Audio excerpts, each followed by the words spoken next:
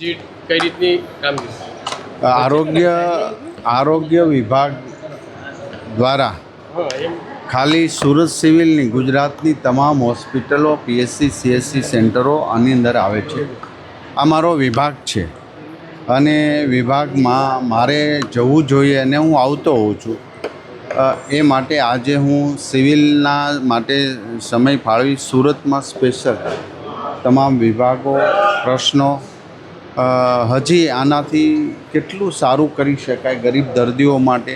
હાલમાં પાણીજન્ય રોગો અને ઉનાળાની ગરમીના આ 5 દિવસ ગરમીની ખૂબ જ આગાહી છે, ત્યારે એને પહોંચી વળવા માટે તમામ ગુજરાતની સિવિલોને સજ્જ રાખી એમના ડૉક્ટરની ટીમ, એમની પ્રાથમિક બેઝની 108માં યાતાયાતની અંદર લઈ જવું લાવવું, આ બધી જ આરોગ્ય તંત્રે સજ્જ છે જ.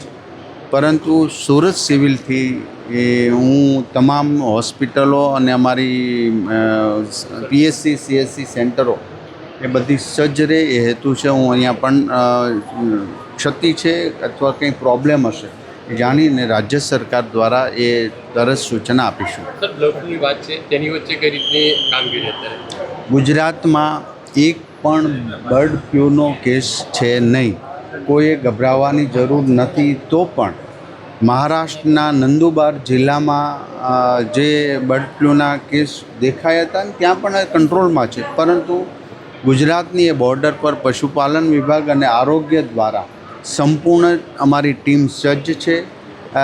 અરાઉન્ડ 10 કિલોમીટર સુધીના તમામ ગામો વગેરેમાં ટેસ્ટિંગ કર્યું છે. પોલ્ટ્રી ફાર્મ છે, એમાં પણ મરઘાઓના ટેસ્ટ કરી અને ચકાસણી લેવામાં આવ્યો છે.